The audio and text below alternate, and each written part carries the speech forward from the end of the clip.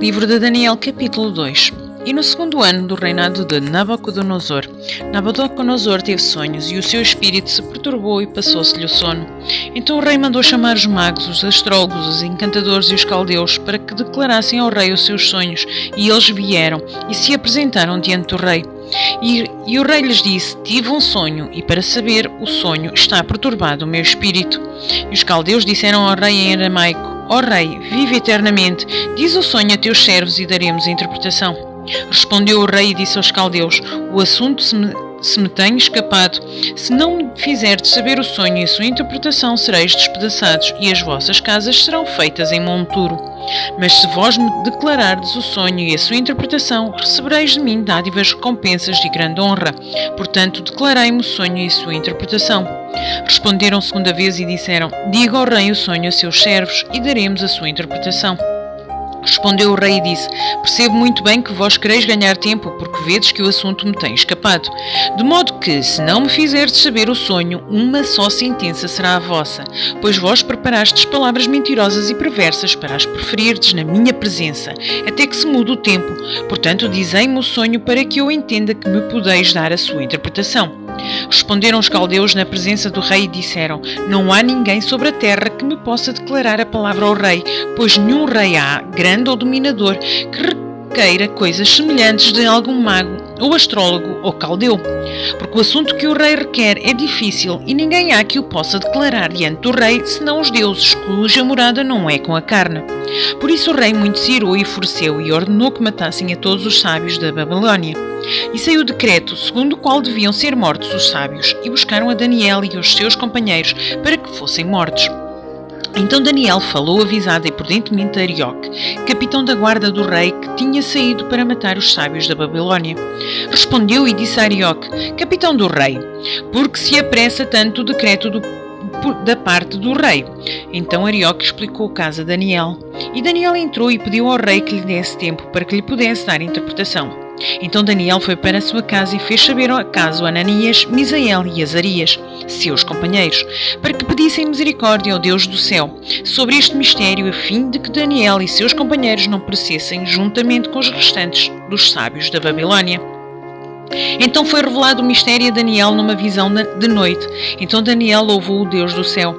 Falou Daniel dizendo: seja bendito o nome de Deus da eternidade e eternidade, porque dele são a sabedoria e a força. E ele muda os tempos e as estações, ele remove os reis e estabelece os reis. Ele dá sabedoria aos sábios e conhecimento aos entendidos. Ele revela o profundo e escondido, conhece o que está em trevas e com eles mora a luz. Ó Deus de meus pais, eu te dou graças e te louvo, porque me deste sabedoria e força, e agora me fizeste saber o que te pedimos, porque nos fizeste saber este assunto do rei. Por isso Daniel foi ter com Arioque, ao qual o rei tinha constituído para matar os sábios da Babilónia. Entrou e disse-lhe assim: não mates os sábios da Babilónia, introduze-me na presença do rei e declararei ao rei a interpretação. Então Arioque depressa introduziu a Daniel na presença do rei e disse-lhe assim: achei um homem dentre os cativos de Judá que fará saber ao rei a interpretação. Respondeu o rei e disse a Daniel, cujo nome era Beltesazar: podes tu fazer-me saber o sonho que tive e a sua interpretação? Respondeu Daniel na presença do rei, dizendo: o segredo que o rei requer, nem sábios, nem astrólogos, nem magos, nem adivinhos o podem declarar ao rei. Mas há um Deus no céu, o qual revela os mistérios. Ele, pois, fez saber ao rei Nabucodonosor o que há de acontecer nos últimos dias. O teu sonho e as suas visões da tua cabeça que tiveste na tua cama são estes. Estando tu, ó rei, na tua cama, subiram os teus pensamentos acerca do que há de ser depois disto. Aquele, pois, que revela os mistérios te fez saber o que há de ser. E a mim me foi revelado este mistério, não porque havia em mim mais sabedoria que em todos os viventes, mas para que a interpretação se fizesse saber ao rei e para que entendesse os pensamentos do teu coração. Tu, ó rei, estavas vendo, e eis aqui uma grande estátua. Esta estátua, que era imensa, cujo esplendor era excelente, estava em pé diante de ti, e a sua aparência era terrível. A cabeça daquela estátua era de ouro fino, o seu peito e os seus braços de prata, o seu ventre e as suas coxas de cobre, as pernas de ferro e os seus pés em parte de ferro e em parte de barro. Estavas vendo isto quando uma pedra foi cortada sem auxílio de mão a qual feriu a estátua nos pés de ferro e de barro e os esmiuçou. Então foi juntamente esmiuçado o ferro, o barro, o bronze, a prata e o ouro, os quais se fizeram como pregana das eiras do estio. O vento os levou e não se achou lugar algum para eles, mas a pedra que feriu a estátua se tornou grande monte e encheu toda a terra. Este é o sonho, também a sua interpretação diremos na presença do rei. Tu, ó rei, és rei dos reis, a quem o Deus do céu tem dado o reino, o poder, a força e a glória. E onde quer que habitem os filhos de homens, na tua mão entregou os animais do campo e as aves do céu, e fez que reinasse sobre todos eles. Tu és a cabeça de ouro.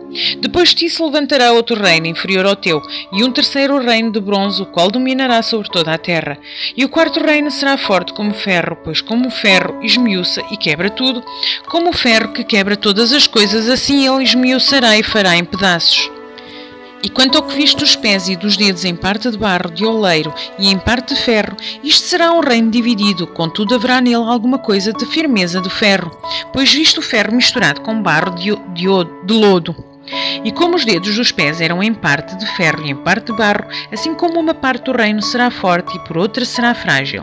Quanto ao que viste do ferro misturado com barro de lodo, misturar-se-ão com semente humana, mas não se ligarão um ao outro, assim como o ferro não se mistura com o barro.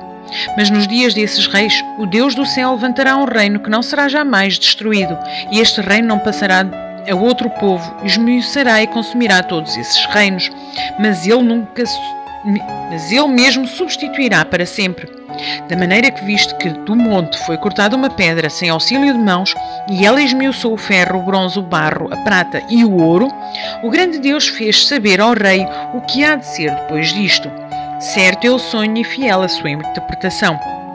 Então o rei Nabucodonosor caiu sobre a sua face e admirou a Daniel, e ordenou que lhe oferecessem uma oblação e perfumes suaves. Respondeu o rei a Daniel e disse: Certamente o vosso Deus é Deus dos deuses, e o Senhor dos reis, e revelador de mistérios, pois pudeste revelar este mistério.